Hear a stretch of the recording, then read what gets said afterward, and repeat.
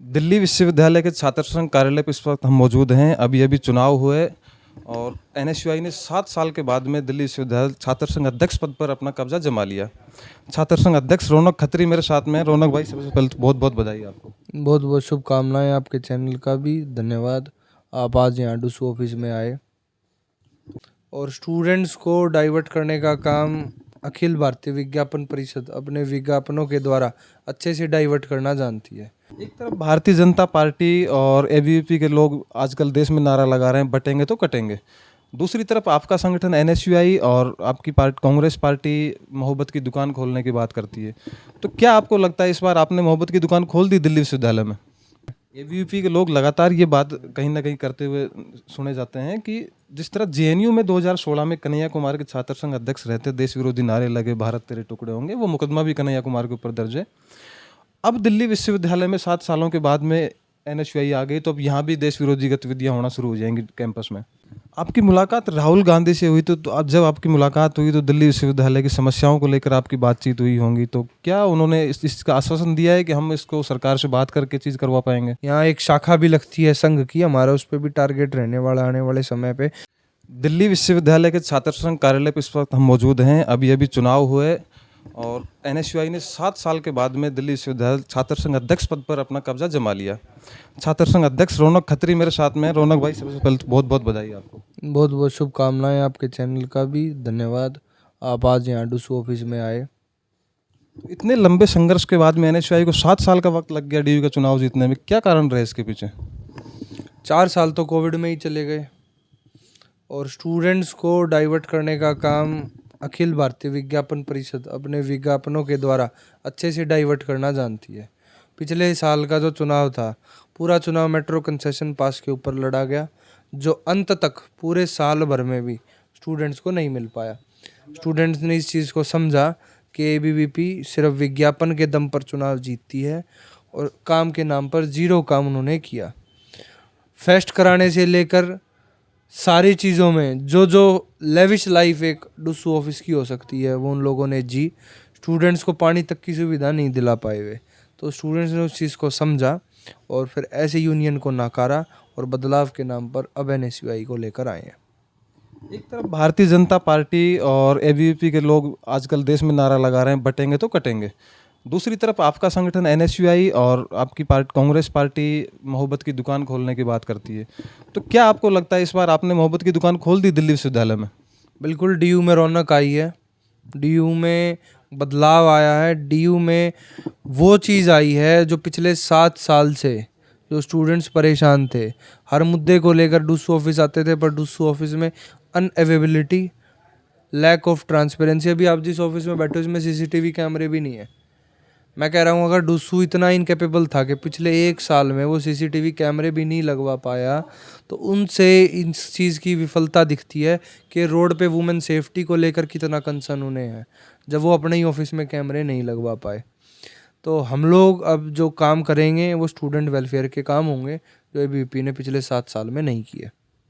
जब आप चुनाव की तैयारियों में लगे हुए थे, उस समय एनएसयूआई ने क्या ऐसे मुद्दे उठाए थे विश्वविद्यालय के अंदर जिनको वजह से छात्रों ने आपको चुना, और कब तक आप वो पूरे करवा पाएंगे? मुद्दा था पानी का, अच्छे वाटर कूलर्स का। हमारे पास जो फंड है, डूसू का अपना फंड होता है 25 से 30 लाख रुपए का साल का। हम उस फंड को यूटिलाइज करके जिन जिन कॉलेजेस में वाटर कूलर नहीं है, मैं अपने फंड से, मेरा फेस्ट कराना प्राथमिकता नहीं है, स्टूडेंट्स को पानी दिलाना प्राथमिकता है, स्टूडेंट्स को मूलभूत सुविधा दिलाना हमारी प्राथमिकता है।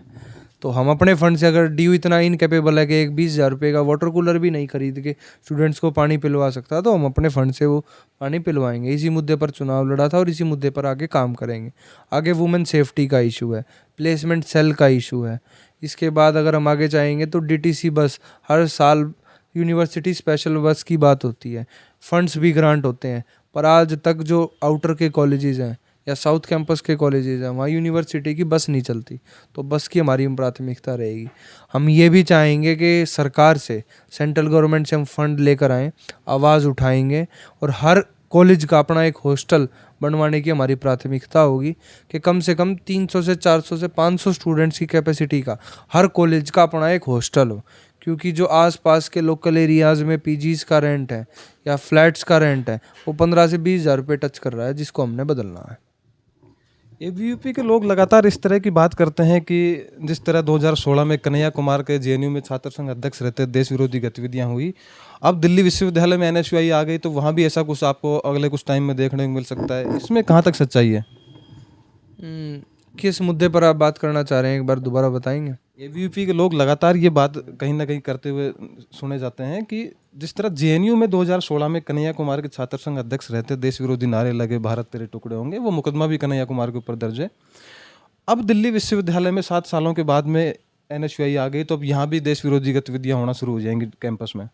हमने तो देश विरोधी गतिविधियों को, जो पार्टी इस बात को कह रही थी कि कैंपस के अंदर देश विरोधी गतिविधियां हो रही हैं और हम उसको रोकने आए हैं, मैं ये देखना चाहूँगा कौन सी देश विरोधी चीज़ें होगी। स्टूडेंट को पानी नहीं मिल रहा, स्टूडेंट्स को सिक्योरिटी नहीं मिल रही, स्टूडेंट्स को सेफ्टी नहीं मिल रही, देश हित की चीज़ तो यहाँ हो नहीं रही, और हम बात कर रहे हैं कि देश विरोधी काम हम करेंगे। हम देश हित के लिए काम करने आए हैं, जो स्टूडेंट्स की वेलफेयर की चीज़ है उसको उठाएंगे। उसी मुद्दे पर हम चुनाव जीते थे बिना किसी पद पे। मेरे साथ अंकुर भाई बैठे हैं, हमने कोर्ट में केस फाइल किया था ताकि हमें पानी मिल सके लॉ फैकल्टी के अंदर, हमें एसी मिल सके अपने क्लासरूम्स के अंदर। वो हमने देश हित के लिए काम किया। तो देश विरोधी काम करना हमारे ना खून में है, ना हमें सिखाया गया। और हमारे साथ जो भाई हैं उनका भी सिर्फ एक मकसद है कि डीयू को एक बेहतर राह पे हम लोग लेकर जाएंगे। आपकी मुलाकात राहुल गांधी से हुई तो अब जब आपकी मुलाकात हुई तो दिल्ली विश्वविद्यालय की समस्याओं को लेकर आपकी बातचीत हुई होंगी, तो क्या उन्होंने इसका आश्वासन दिया है कि हम इसको सरकार से बात करके चीज़ करवा पाएंगे? बिल्कुल, पार्टी की तरफ से आश्वासन है कि जो कमियां, यहाँ एक शाखा भी लगती है संघ की, हमारा उस पर भी टारगेट रहने वाला आने वाले समय पे कि कैंपस के अंदर कैसे शाखा आरएसएस के संगठन की लग रही है। एक बहुत बड़ा क्वेश्चन है, एक स्टूडेंट सेंट्रिक बॉडी में किसकी परमिशन है, वो हमें लेटर भी देखना होगा, किसने साइन करे हैं उस लेटर पे। हमें एक प्रोग्राम कराने के लिए पता नहीं किस किस से परमिशन लेनी पड़ जाती है, यहाँ हर दिन सुबह शाखा लग जाती है, वो किसकी परमिशन है। तो हर चीज़ों को अब लोग हम उल्लेख करेंगे, उसको उजागर करेंगे और उसमें पार्टी का पूरा समर्थन हमें देखने को मिलेगा। दिल्ली में अभी कुछ समय बाद विधानसभा के चुनाव हैं, तो क्या देख रहे हैं रौनक खत्री को? क्या लगता है कि कांग्रेस बाजी मार पाएगी दिल्ली में इस बार? स्टूडेंट्स ने जिस प्रकार मत बनाया, स्टूडेंट्स ने काम के नाम पर वोट दिया है।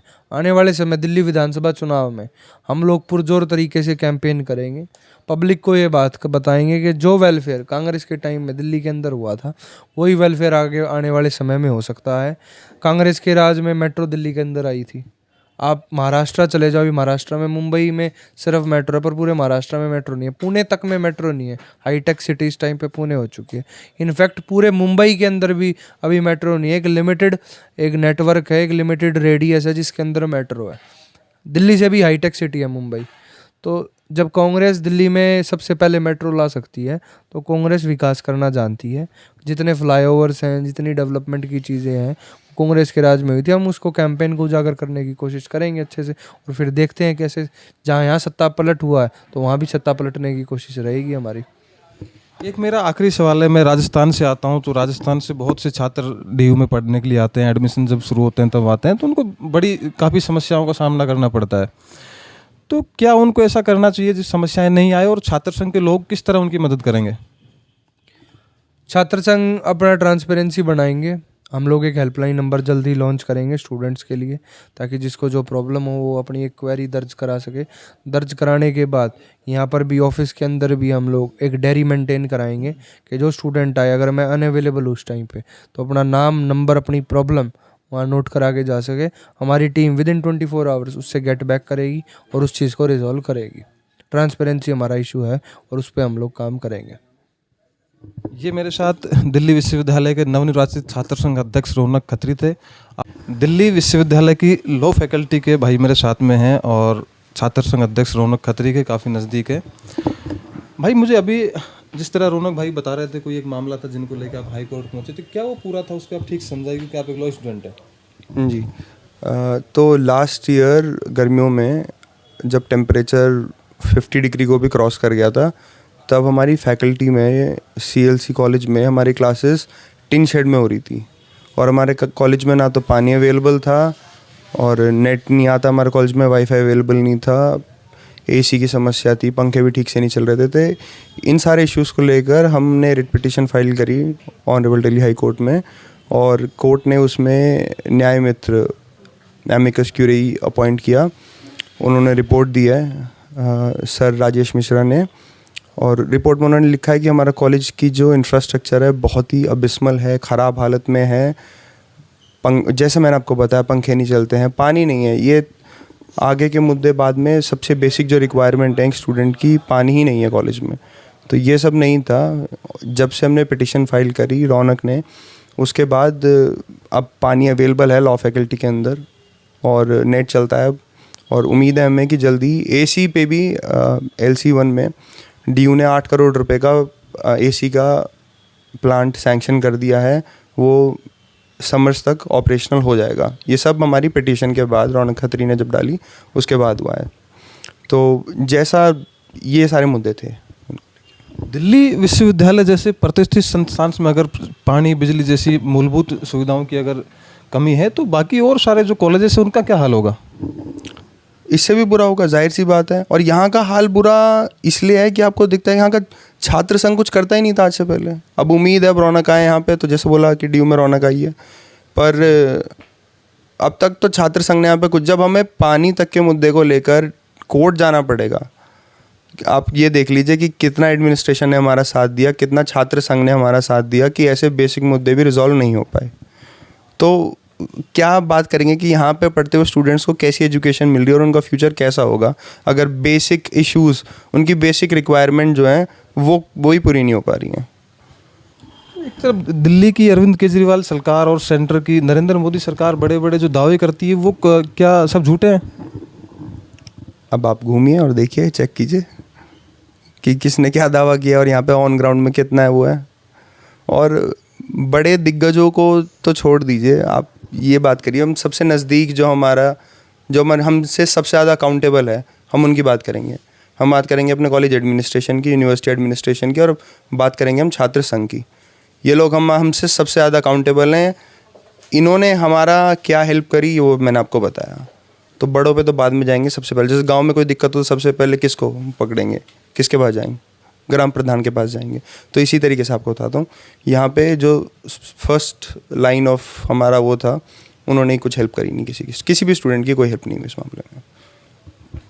दिल्ली विश्वविद्यालय के छात्रों का भी कहना है कि रौनक आए हैं तो रौनक जरूर आएगी विश्वविद्यालय में। खैर आने वाले समय में जब दोबारा कभी हम आएंगे तो ज़रूर देखेंगे कितनी रौनक ला पाए।